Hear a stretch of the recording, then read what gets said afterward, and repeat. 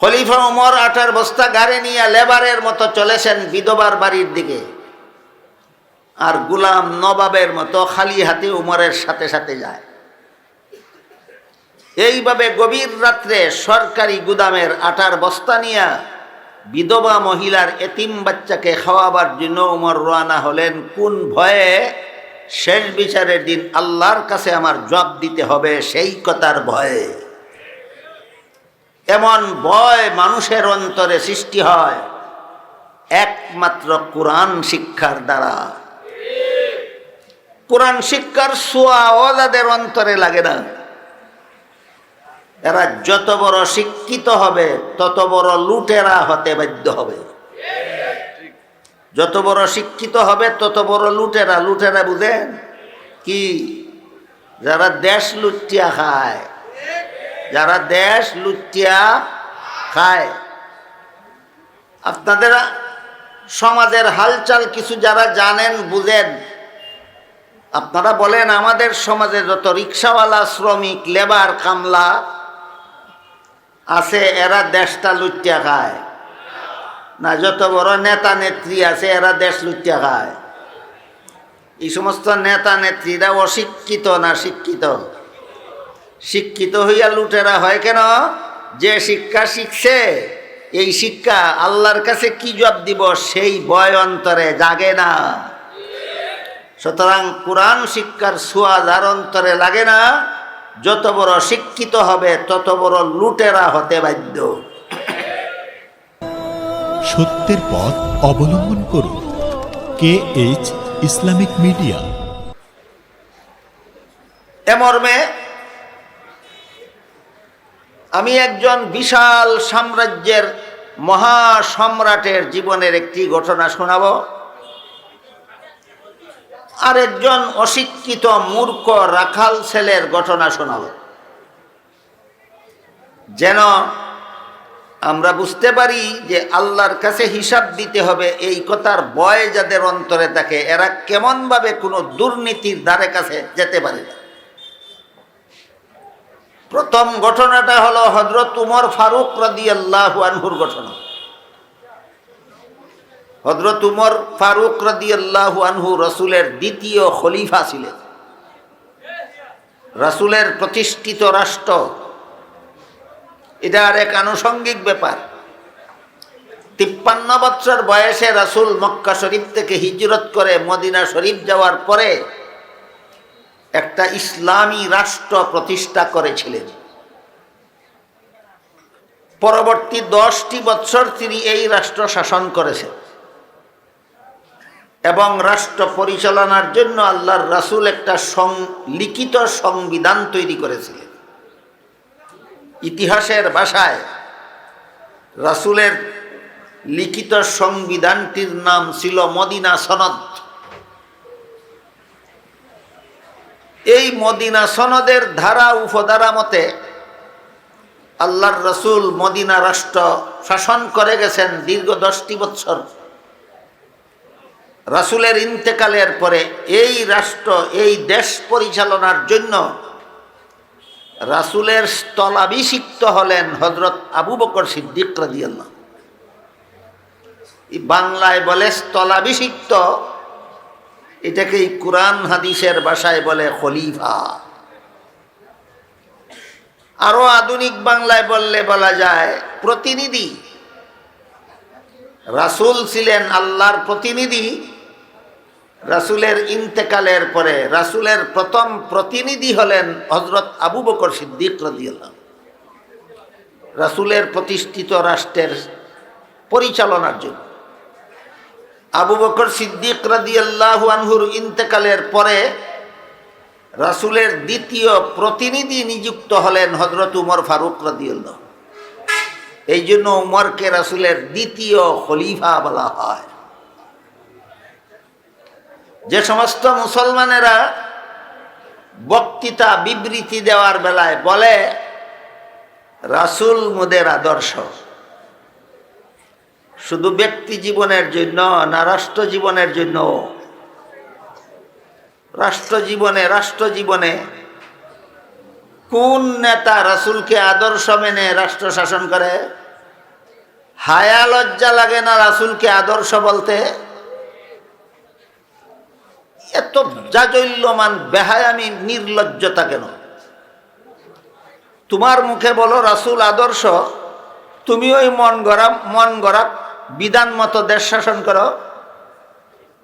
এই সমস্ত নির্লজ্জদের মুখে রাসূলকে আদর্শ বলা শোভা পায় না। রাসূলের আদর্শ মতো দেশ শাসন করেছিলেন হযরত আবু বকর সিদ্দিক রাদিয়াল্লাহু আনহু। রাসূলের আদর্শ মতো দেশ শাসন করেছিলেন হযরত উমর ফারুক রাদিয়াল্লাহু আনহু।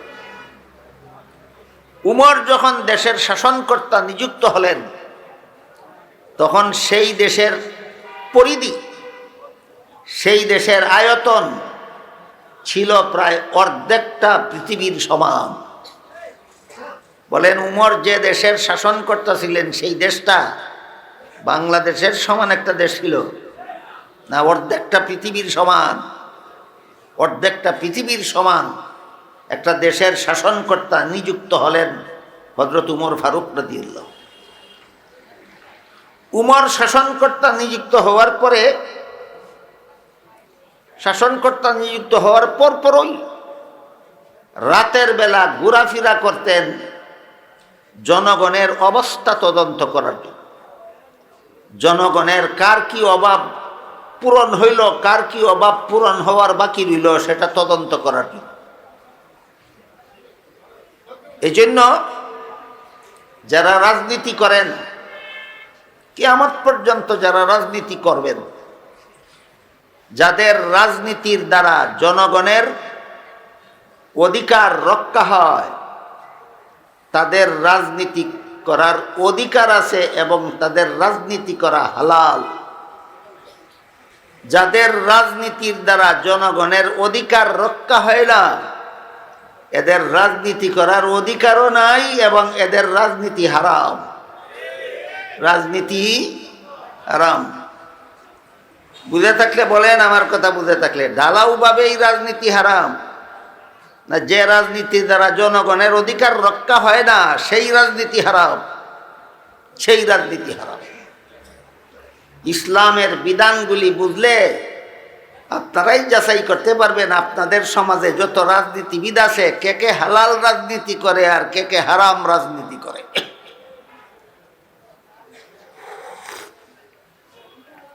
হযরত উমর জনগণের অধিকার প্রাপ্ত হইল না বঞ্চিত হইল তদন্ত করার জন্য রাতের বেলা ঘোরাফেরা করতেছিলেন।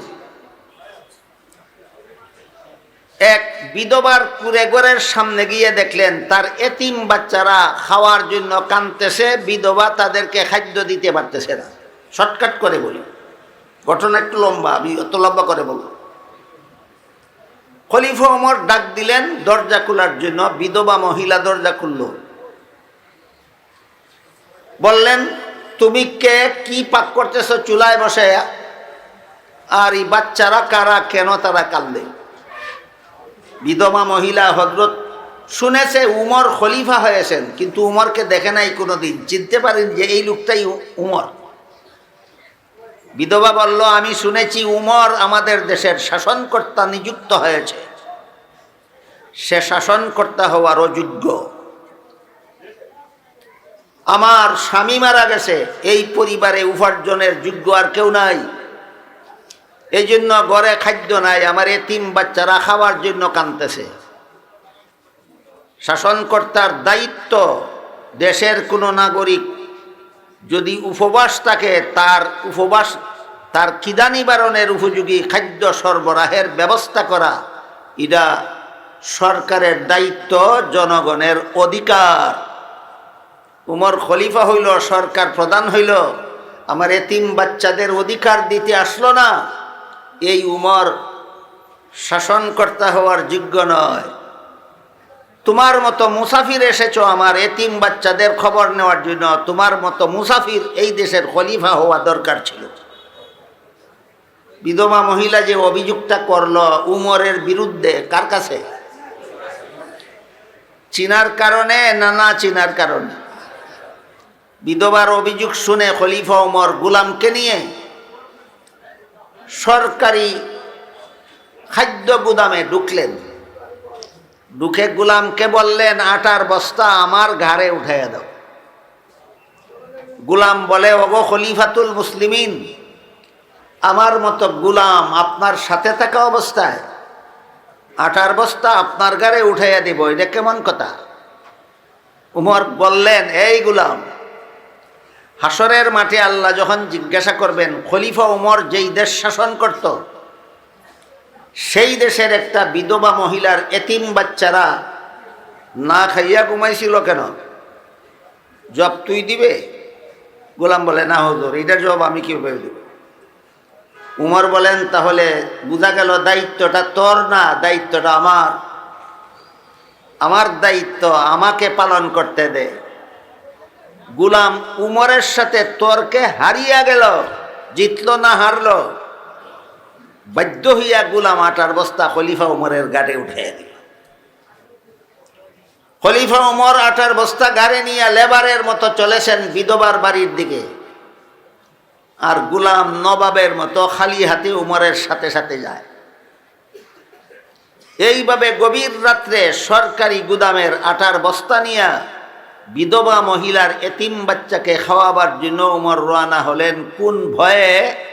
শেষ বিচারের দিন আল্লাহর কাছে আমার জবাব দিতে হবে, সেই কথার ভয়ে।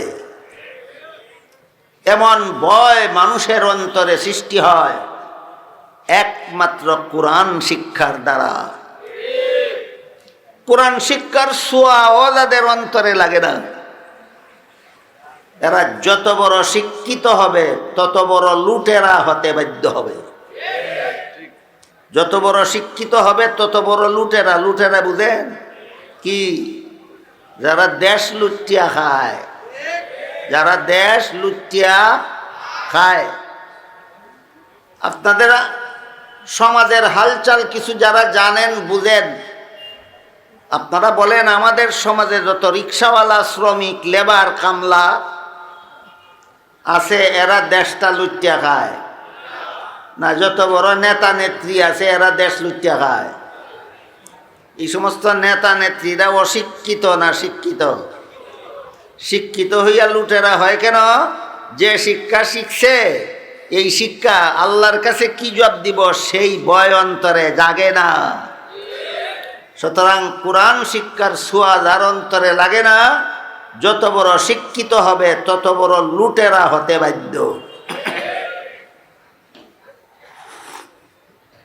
কাজেই দুর্নীতিমুক্ত সমাজ গড়ার, দুর্নীতিমুক্ত দেশ গড়ার একমাত্র শিক্ষা হলো কোরআন শিক্ষা। এই জন্য দীর্ঘ 23 বৎসরে জগৎশ্রেষ্ঠ শিক্ষক, জগৎশ্রেষ্ঠ ছাত্রদেরকে একটি মাত্র কিতাব পড়াইলেন। এই কিতাব মানুষকে দুর্নীতিমুক্ত সমাজ গড়ার ব্যবস্থা করে। কি কারণে একটি মাত্র কিতাব পড়াইলেন? এই কিতাবের পড়াই দুর্নীতিমুক্ত সমাজ গড়ার পড়া। এই কিতাবের পড়াই দুর্নীতিমুক্ত সমাজ গড়ার পড়া। এই উমরের শাসিত দেশের এক রাখাল ছেলে, অশিক্ষিত রাখাল ছেলের ঘটনা শুনুন। খলিফা উমর মরুভূমির রাস্তা দিয়ে যাচ্ছিলেন, সাথে খাওয়ার মতো কিছু নাই।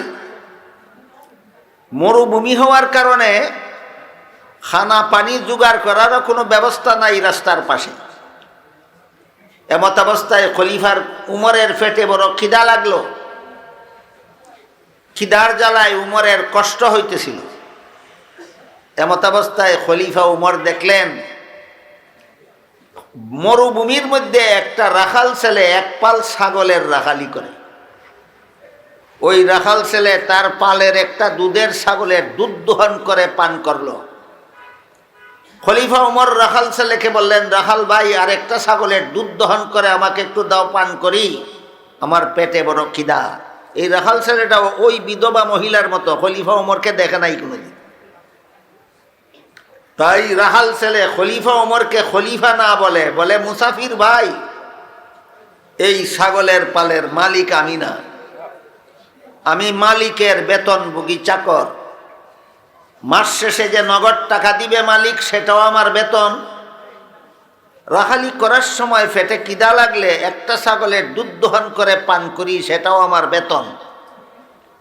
তুমি যেহেতু আমার মালিকের বেতনভোগী চাকর না, মালিকের অনুমতি ছাড়া তোমাকে এক ফোঁটা দুধও দিতে পারবো না।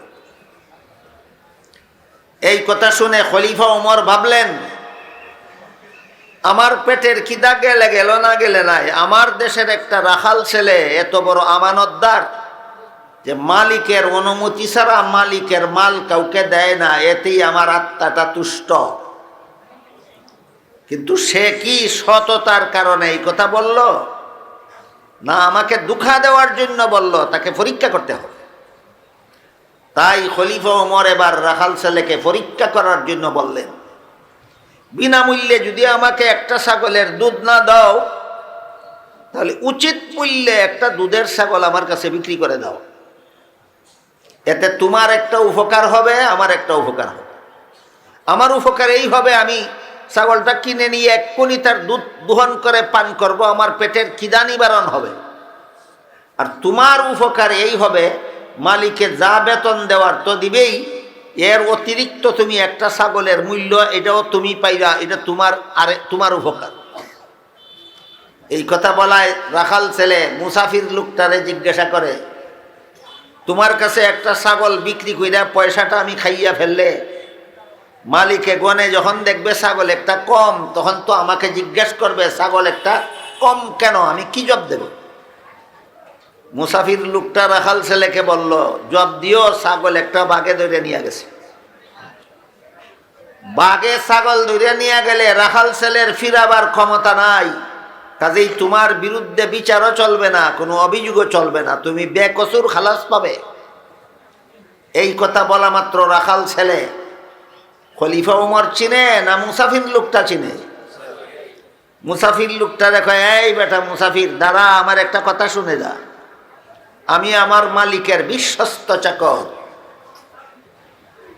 আমি যদি মালিককে বলি ছাগল একটা বাঘে দুইটা নিয়ে গেছে, 100 ভাগ বিশ্বাস কর, বিন্দু মাত্র সন্দেহ করবে না। কিন্তু তুই বল, শেষ বিচারের দিন আল্লাহ যখন জিজ্ঞাসা করবেন মালিকের ছাগলটা কি করছিলি, তখন কি জবাব দেব? বুঝে থাকলে বলুন, শেষ বিচারের দিন আল্লাহর কাছে কি জবাব দিব, এই ভয় রাখাল ছেলের অন্তরে জাগ্রত ছিল কিনা? এই ভয় মানুষের অন্তরে জাগ্রত হয় একমাত্র কোরআন শিক্ষার দ্বারা। কাজেই দুর্নীতিমুক্ত সমাজ গড়ার জন্য কোরআন শিক্ষা ছাড়া দুনিয়াতে আর কোনো শিক্ষা নাই। দুর্নীতিমুক্ত সমাজ গড়ার জন্য কোরআন শিক্ষা ছাড়া দুনিয়াতে আর কোনো শিক্ষা নাই।